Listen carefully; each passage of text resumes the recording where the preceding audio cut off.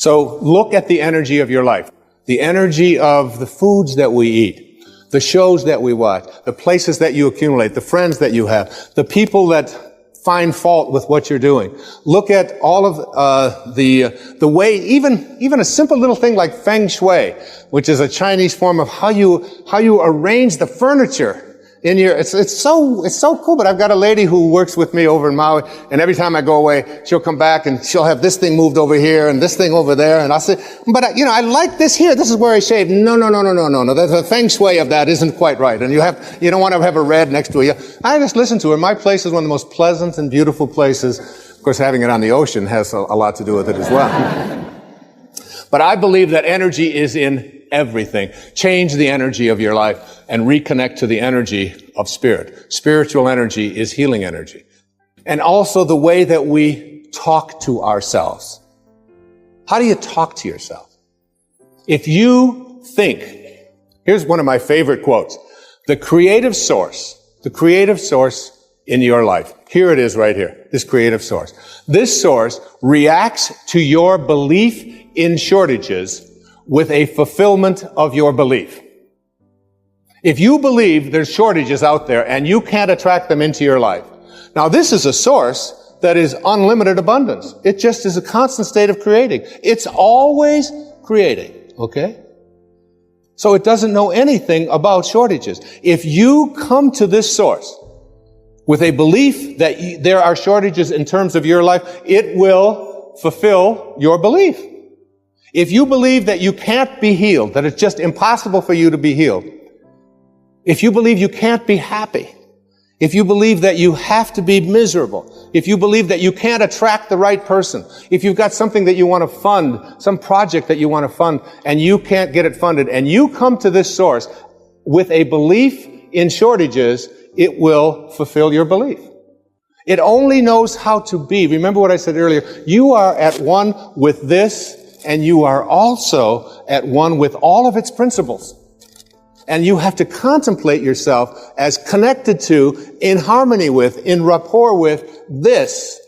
It's like what I'm asking you to do in this program. I'm asking you to see yourself at every moment of your life when you're having a thought, when things aren't working, when you're not feeling well, when the right people aren't there.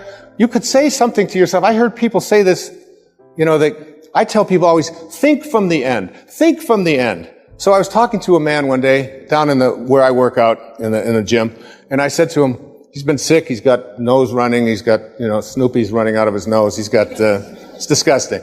And, I said, how long have you been sick, Marty? You will never believe this answer. He said, in 3 weeks, it'll be a month. What kind of thinking is that? If it doesn't work out for some reason, I don't use blame, I don't get anger, I just simply say to myself, this is the way it is supposed to be, and I'm at peace with it. I choose to be at peace because this is peace. You want to watch the resistance. What kind of self-talk do we have? If you think about what is missing in your life, and you talk to other people about what is missing in your life, and you share a lot with what's missing in your life. I'm missing the right person. My soulmate has never showed up, I'm missing the money. I don't have them. And you talk about all the things that are missing in your life. Here's your connection to source. Remember, you're always connected. The question is, are you ready to stop living at ordinary levels of consciousness? Are you willing to live at a spiritual level of consciousness in which you are in rapport with that which provides everything? So if you're thinking about what's missing and you go to this universal source asking to have fixed what is missing in your life, you'll have your belief in what's missing continue to be refocused for you. In the Old Testament it says, as a man thinketh, so is he. If you think about what is missing, don't be surprised if you keep attracting what's missing into your life. If you think about what always has been, then don't be surprised if what always has been is what keeps showing up in your life. Because thoughts are energy. And the thought of it's always been this way and there's nothing I can do, resistance. What emotion am I feeling? Frustration. I want to change that. What is my guidance system? I'm going to see how in harmony am I with this energy of source, with the energy of intention. How in harmony with it am I? The source of all doesn't know anything about things being missing. There's nothing missing in this universal source. And you emanated from that. You are a piece of that. If you're always thinking about what they want for you, and there's no shortage of them, they're called relatives. I'm going to write a book someday that's going to be called Your Friends Are God's Way of Apologizing for Your Relatives. Why?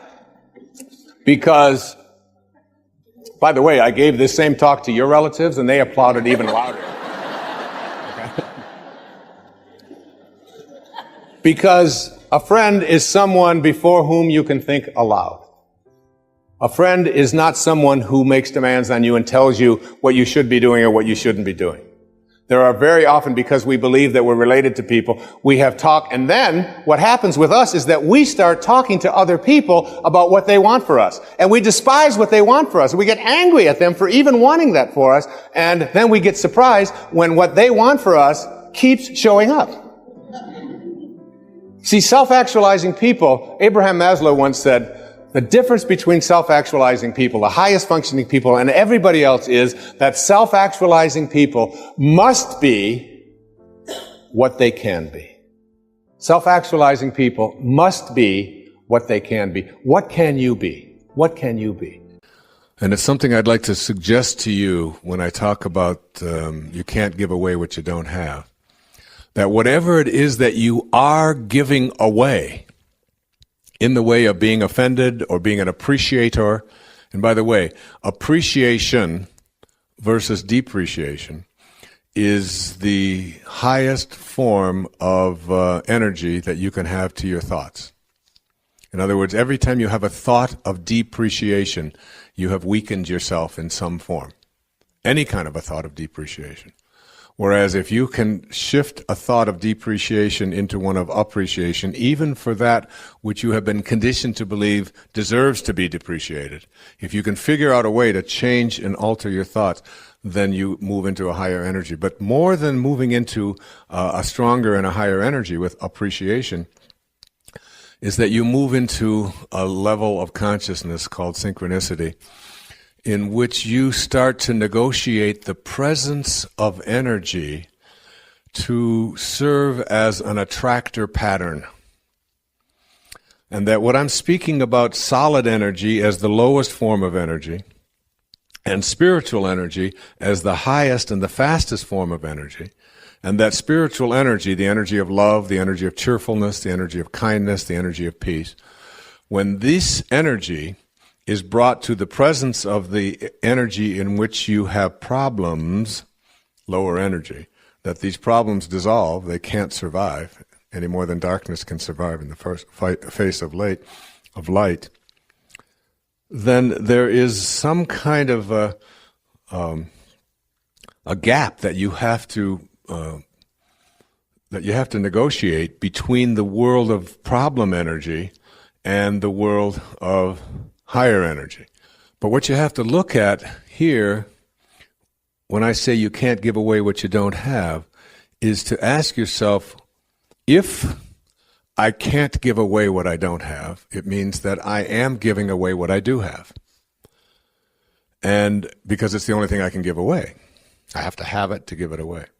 So, and if energy is the vehicle upon which things are attracted and come into my life, then what is it that I am sending out there, because it is in giving that we receive, what is it that I'm giving? What am I sending out there? What kind of energy do I send out there?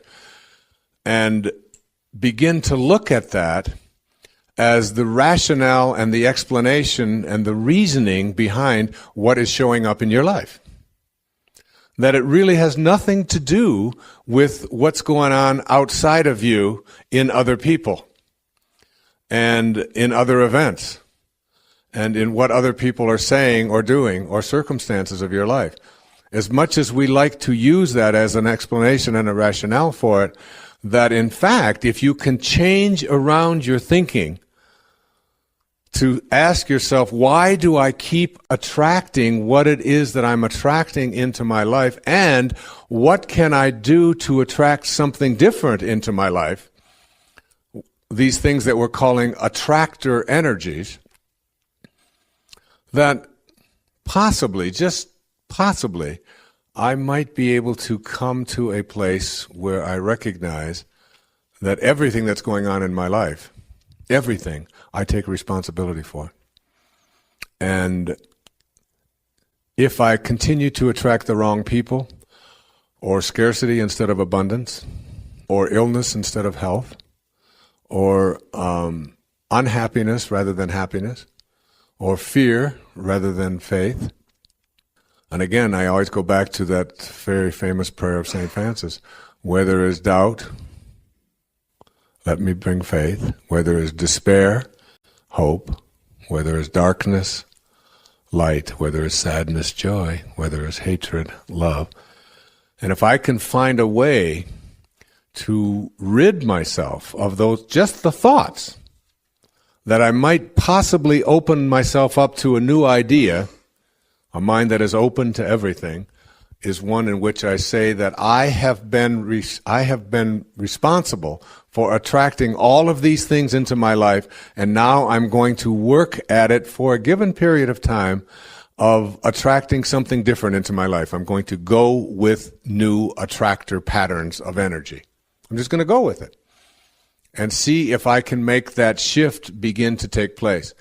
And this thing that I have referred to as synchronicity is something that Jung said is something that is very real and is very powerful and is something that you can access.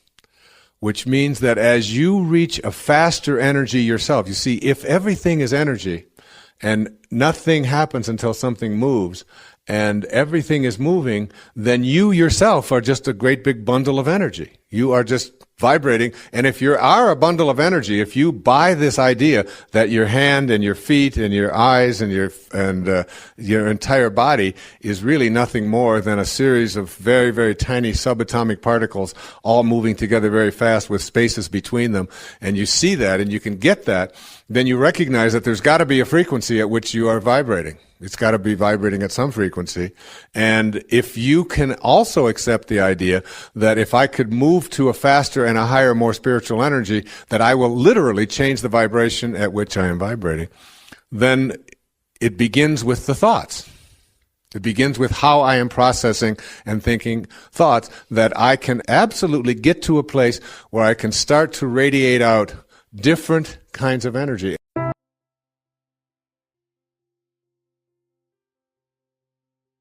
Here are some of the signposts of a new direction. Your ego is less insistent on having attention placed on it. There was a time when I could dominate every conversation, no matter where I was, no matter who I was with, and if I was with my wife or whatever, and I could be glib and verbal and use quotations and talk and get people to gather around and endlessly take the spotlight. Today I find myself hardly ever talking. I just love to sit back and watch and listen and observe and notice. Secondly, doing less, not more. Letting go and letting God becomes easier for you. Practicing non-interference. Boy, when I was writing Change Your Thoughts, Change Your Life and living that part of the Tao, I remember reading one of the verses and thinking, it says, great sages do nothing, and because they do nothing, they get so much more done. And I just couldn't wrap my head around that, or my consciousness around that I could do less and get more done. I mean, we've grown up in a world where you have to go out and do more in order to get more.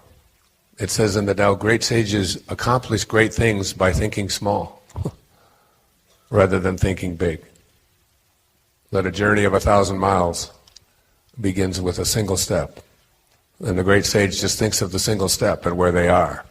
You get to a place where you're not trying so hard, but you're not failing at anything. You're just producing results, and you're not willing to judge the results, and it gets easier trying less. You begin to shun the spotlight. You begin to practice what the Tao taught me to practice, which is radical humility. Not taking credit, giving other people credit, not needing to have other people tell you how wonderful you are. Just simply practicing what the ocean teaches us. Stay low and let everything come to you.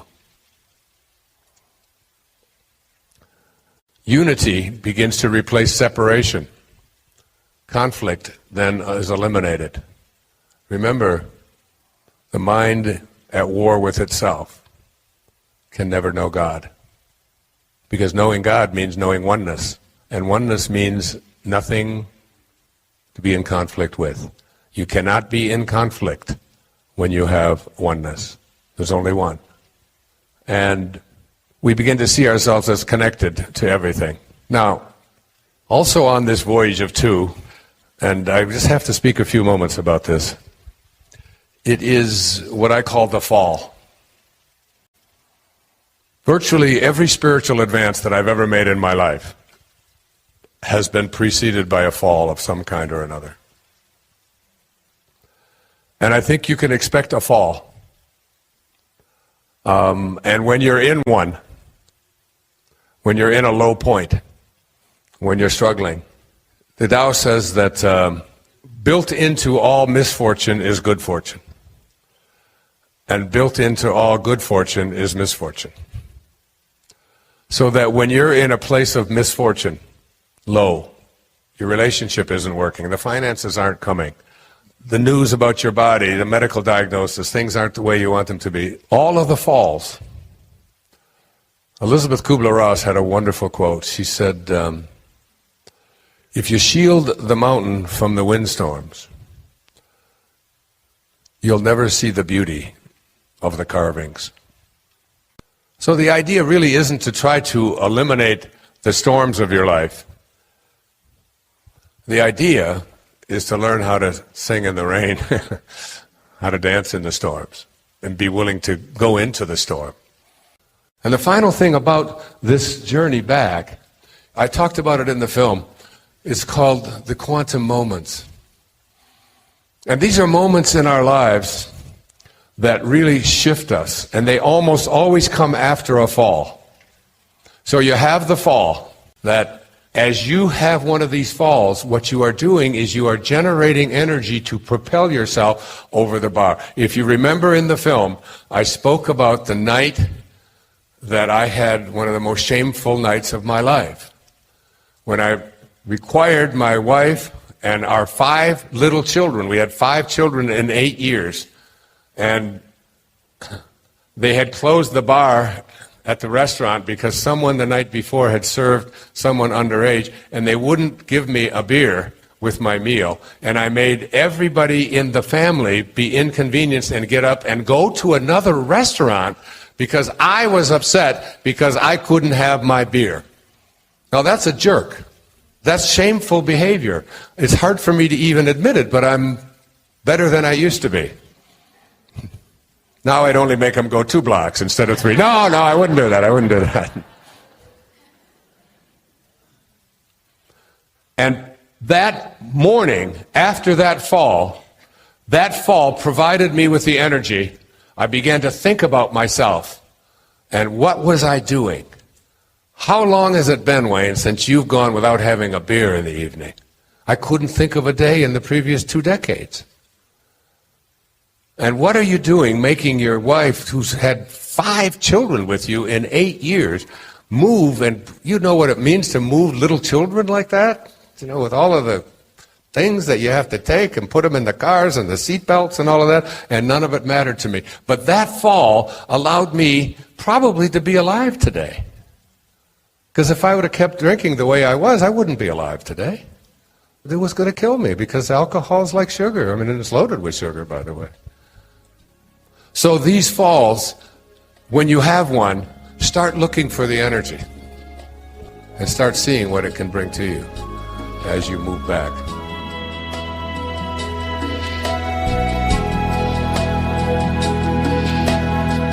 The solution for me represents the ability to bring to your life something that can make these things called problems disappear, dissolve, and nullify. And that is what I spoke about when I opened up here a little while ago about energy. Energy comes in the form of fast and slow, high and low. And higher and faster energy nullifies lower and slower energy. A room full of darkness. Darkness is a lower and a slower energy, if you measure it, than is light. And when you bring light to the presence of a dark room, the darkness disappears. And that is a metaphor for every single one of the problems and concerns and struggles that you are facing in your life. And way back, 800 years ago, there lived a little man who gave up all of his possessions. He lived in a little village in Italy, near Florence, called Assisi. And we named one of our most famous cities in America after him. His name was Francesco, or as he became known later after his passing, St. Francis of Assisi. And I went to Assisi, and I had miracles that took place for me in visiting Assisi on several occasions. And St. Francis was one of these people who created a prayer that is perhaps the most well-known prayer on the planet today, certainly one of them.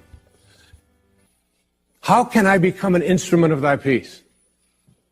The ego is the part of us that wants to be at war, that wants to defeat, that wants to collect, that wants to be better than, that wants to always get more. The sacred or the highest part of ourselves is the part of us that just wants to be at peace. How can I become an instrument of peace? Not someone who's looking for peace, but someone who delivers it. There are opportunities every day. I was in a gas station just a few days ago, and in this gas station they had a car wash. And there was a young boy, he was maybe 18 or 19 years old, and he didn't speak English very well, and he couldn't figure out how to work the car wash. And he had put $2 in, and apparently it required $3. And he was in there waiting to pay for his car wash and trying to get an answer to why he couldn't get it to work. And I had just gotten some gasoline, and I walked in, and there was this man behind the counter berating this young boy and humiliating him and talking to him. And because he didn't understand the language, he talked louder to him. You know how people do that? You know, if someone doesn't understand you, you say, what I said is, and they say, I don't understand, and then you say it even louder. Well, that's what he was doing to this young boy. And I saw this is an opportunity right here, in this instant, to be an instrument of peace. And I put my arm around the young man, and I said, come with me. And I walked out to the machine, and I took $1, and I put it into and he walked away, and he was just so happy. One tiny little incident. These kinds of things, I suggest to you that you take this day and look for 5 occasions to be an instrument of peace. And you'll find one when you're on your way home, on the freeway. You'll find somebody who isn't going to let you get in. You find somebody who doesn't want to let you pass. And instead of, giving them a hard time or being angry at them, try sending something called peace their way. There's a wonderful line that I have on the dashboard of my car. It says, I can choose peace rather than this. And it's always a reminder that no matter how what I'm experiencing in my life, I want to be an instrument of peace. It's been said that the 3 most difficult things to do in the world are this. The first is to send love in response to hatred. The second is to defend the absent. That is, whoever's being gossiped about, you become their spokesperson. I do this with my children all the time when they're all saying this, and then she said that, and he said that. I'll say, excuse me, but who is defending the absent person here? Well, why should anybody defend her? I'll say, well, I'll just take her position right now, if you don't mind. And the third is to admit when you were wrong.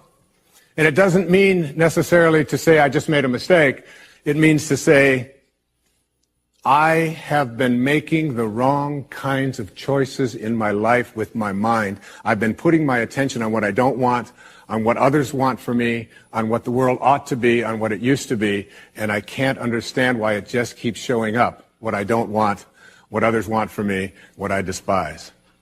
I have to admit, almost I have to rewrite my agreement with reality. And so much of what St. Francis was speaking about back in the 13th century, because he was a man who was ridiculed wherever he went.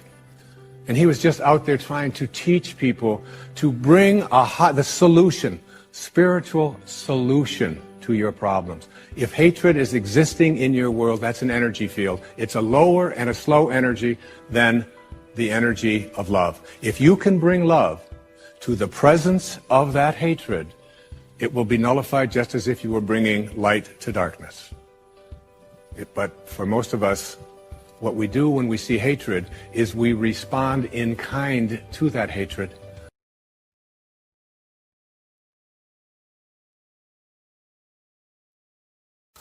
And that allowing is a great substitute for doing, and trusting, and knowing that when you align yourself in the way that I'm asking you to align yourself here today as I speak to you about meaning, when you align yourself this way and begin to trust in what Lao Tzu called your original nature, and when you understand your original nature and you return to it, basically that's all you're ever doing. Even with all of the medical practitioners that are out there, basically they're really trying to help you to return to your original nature, your nature of well-being.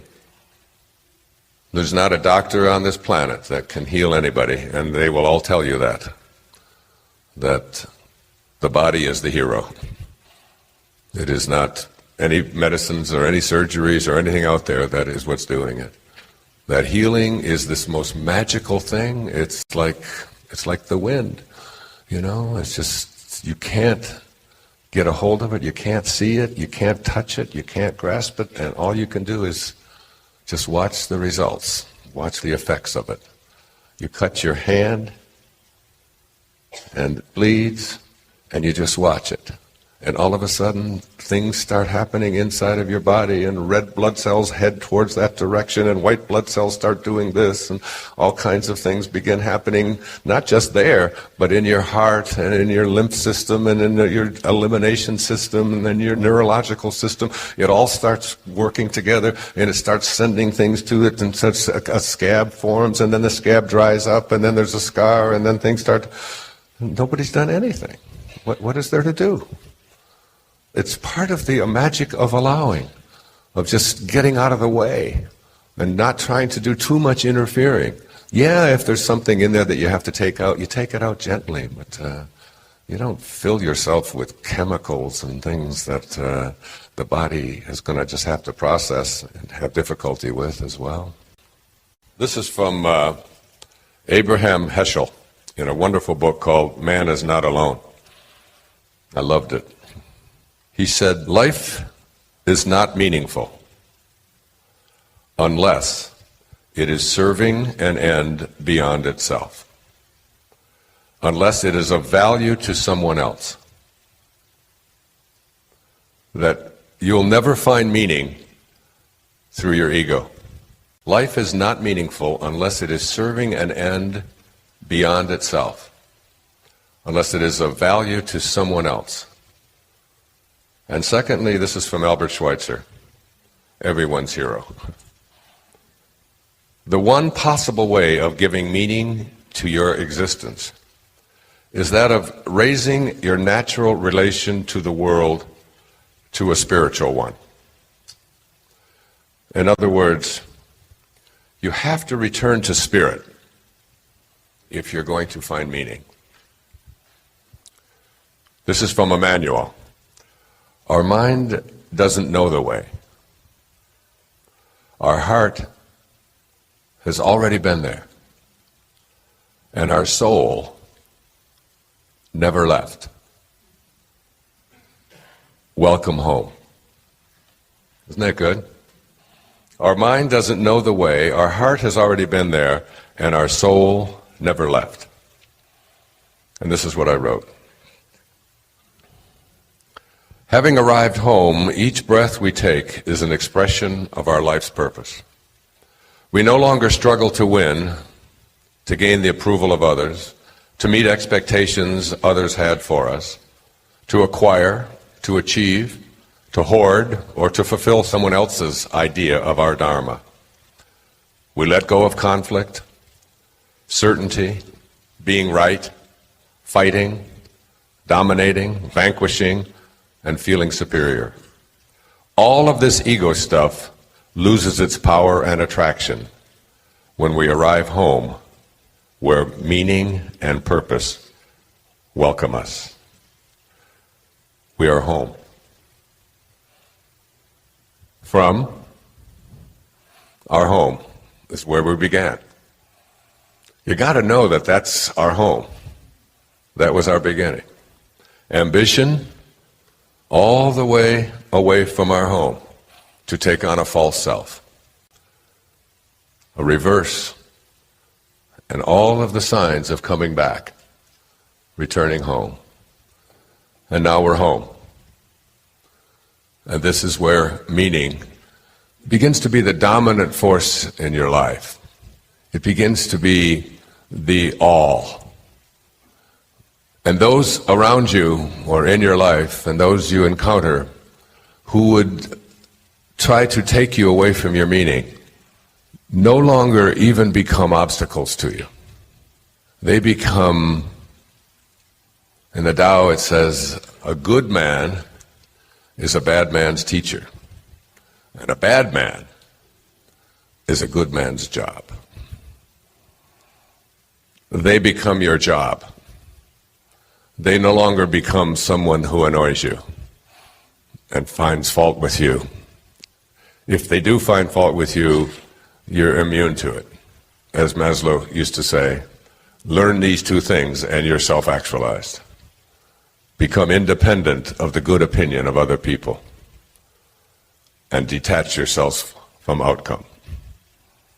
In other words, do what you do because it is your calling.